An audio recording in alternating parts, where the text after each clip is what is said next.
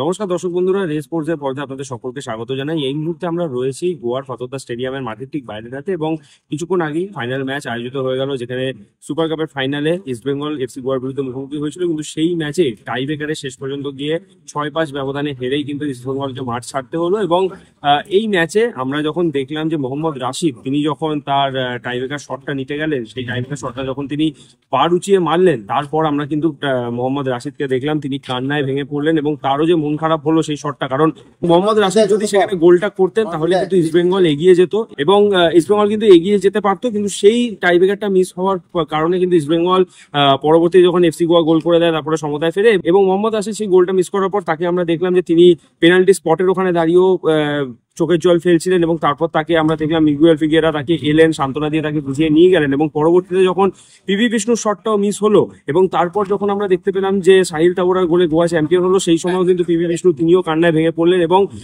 তাকে মোহাম্মদ রাকিব এসে নিয়ে গেলেন। এবং ম্যাচ শেষে যখন এফসি গোয়া চ্যাম্পিয়ন হয়ে গেছে, দল যখন আনন্দ করছে, সেই সময় আমরা দেখতে পেলাম ইস্টবেঙ্গলের প্রাক্তন ফুটবলার যিনি এখন এফসি গোয়ায় রয়েছেন বোরা হেরেরা, তিনি এলেন, এসে তিনি ইস্টবেঙ্গলের মোহাম্মদ রাশিদ এবং পিভি বিষ্ণু থেকে শুরু করে দলের প্রত্যেককে কিন্তু তিনি সান্ত্বনা দিলেন এবং সেই মুহূর্ত কিন্তু রেস স্পোর্টসের ক্যামেরায় বন্দী হয়েছে। চলুন দেখে নেওয়া যাক সেই মুহূর্তটা রেস স্পোর্টসের পর্দায়।